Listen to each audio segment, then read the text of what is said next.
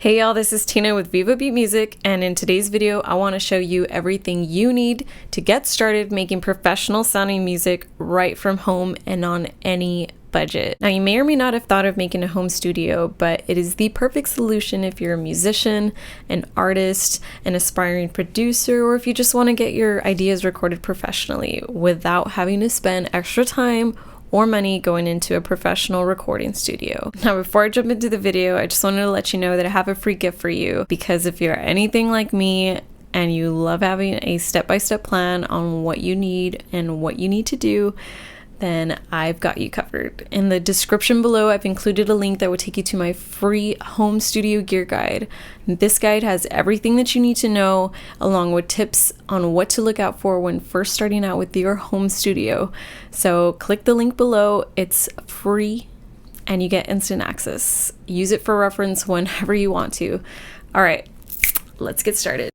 Okay, so first things first, if you have a working computer or a laptop, you are already ahead of the game. As long as your computer has a USB, Thunderbolt, or FireWire input, this is all you're going to need for the next piece of equipment, which is the audio interface. And basically this is a device that's going to turn the analog signal, which is your voice, a guitar, whatever you're recording, it's going to turn that into digital form so that it can be manipulated within the computer. Before you purchase an audio interface, I recommend that you determine how many inputs you're actually going to need, because if you're just going to be recording yourself or a guitar, you're just going to need one or two inputs at the most. You're not really going to need an interface that does much more than that. But if you're going to be recording bands, stuff that requires a lot more inputs, then you're going to want to look for that in an audio interface. But generally, you can do a lot with just one or two inputs. I know I've never needed more than 3 or 4 at a time, so that's just for my needs. I started off with just 2 inputs, but that's just because it was just me. I was just recording myself and a guitar. I didn't start recording bands until later, so that's when my input needs changed, but just purchase within your means. So some great budget options are going to be the PreSonus Audio Box 96, the Tascam US 1x2, the Focusrite Scarlett Solo, the Behringer Euphoria UMC 404 HD, and the Solid State Logic SSL 2x2. Now, these are all great budget options, all, very affordable. So any one of these are going to be great options when you're starting out. Now we move on to the DAW, which is short for Digital Audio Workstation. This is where we're going to be editing our audio that we're going to be recording. The great thing about this is that when you purchase an audio interface, they usually are bundled already together with the audio interface. So you don't need to make that extra expense to get a DAW. It's already going to be included, so you're going to get a great deal. And also, a lot of them come with built-in plugins as well, so you don't need to make that extra expense, and you can, go crazy creative with all the free plugins that come with them as well. So some free DAW software options just in case, maybe you buy a used audio interface, or you get one that doesn't come with them, which is kind of rare. But in either case, you have Avid Pro Tools First, which is a free version of Pro Tools, which is the audio industry standard. You can get that online on their website, and it's free to use, so that's a great starter option. And then if you're a Mac user like me, you have GarageBand, that's free. I've created numerous demos with GarageBand when I was first starting out, and it's absolutely great. The next one is Ableton Live 11 Lite. This is a free version of Ableton Live. It's also a great DAW to start out with. Now we move on to the juicy part, the microphones, the part that you can pretty much go crazy spending money on, but I wouldn't advise you to spend a great deal on microphones starting out. There's a bunch of awesome mics that are budget microphones that are going to get the job done, and these are the top 3 that I recommend on a budget. It's the Behringer B1, the Audio-Technica AT2020, and the AKG P120. These are all large diaphragm condensers, which are a great choice for starting out because you can record virtually anything with them, and they sound great. They're transparent, so these are great starter options. Okay, so now the 5th thing, studio monitors and or headphones. I put the and or because you can generally get away with having a great pair of studio headphones if you can't afford to get monitors at this point. Having a great pair of studio headphones is excellent when starting out, especially if you don't want to disturb your family or any kind of neighbors that you might have if you're living in an apartment. These are great options to start out with. So some great budget options for monitors are going to be the PreSonus Iris E5, the JBL 305P MK2, and the studio headphones that I recommend are the Sennheiser HD 280 Pro, the Sony MDR 7506. Now, I just want to note that when looking for studio monitors or studio headphones, they are very different from your typical consumer headphones or speakers, because studio monitors and headphones are designed to be transparent. So they're not going to sound like Beats or the low end is accentuated to give you a better listening experience.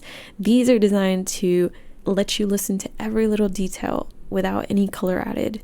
So this is why these are important to have in your studio, because when you're listening back to your recordings and your mixes, you want to be able to hear that sound without any color added so that you can edit and mix in the best way possible and hear it exactly as it needs to, so that it translates like to a car stereo or to a restaurant where they're just playing music on a speaker, stuff like that. That's where studio monitors and headphones are going to be a great benefit. So cables, we need something to connect everything together. So not the most glamorous piece of equipment that you're going to purchase, but it's definitely very functional and very necessary for connecting every piece of equipment that we have here. So these are the 3 cables that you're going to need. It's going to be an XLR or microphone cable. They're the same thing. A guitar instrument cable if you're going to want to be plugging in your electric guitar or your acoustic guitar direct into your audio interface. This is a cable that you're going to need. And then to connect your monitors, if you are going to get monitors, to connect that to the audio interface, you're going to need a couple of speaker cables, which are TRS to XLR male cables. You're going to need 2 of those if you're going to run in stereo. All right, so the next piece of equipment that you're going to need is a microphone or boom stand. And a boom stand just means that it has 3 legs at the end and it extends outward. It has an adjustable arm so that you can adjust the length and size of the microphone stand itself. So pretty straightforward, nothing tricky here. You're just going to want a stand that's going to be sturdy enough to hold your microphone so that it doesn't fall over. And there's a lot of great cheap options out there on the market. Some even come with cables, so look out for those too.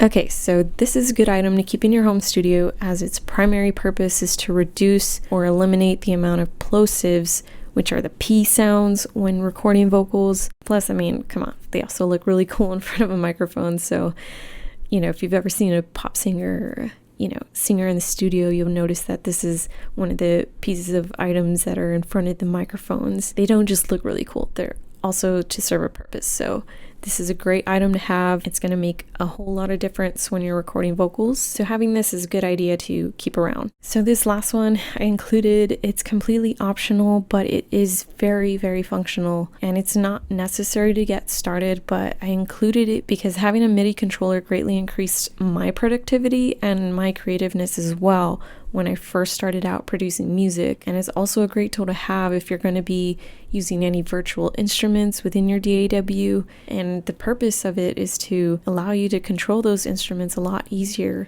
because you can play these piano style keys. Some even have little drum pads if you want to be controlling drum sounds within your DAW. It also makes it very functional in that way as well. These are some great options, all under $80. You don't need to go crazy on a MIDI controller because they all function the same way.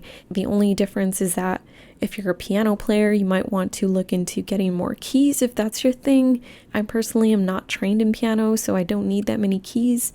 Usually 1 or 2 octaves is good for me on a piano when playing any instruments within the DAW. So the 25 or 32 keys is just the right amount of keys to be playing within the DAW.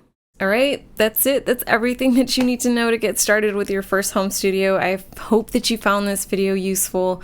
And again, if you need a step-by-step guide showing you everything that you need to know, feel free to click on the link in the description. It's going to take you to my free home studio gear guide. It's my gift to you because honestly, I'm just excited that you're getting started on this journey, because it's something to be very excited about. The possibilities are endless. And now that you know everything, what are you excited to get started with in your home studio? What are you excited to do?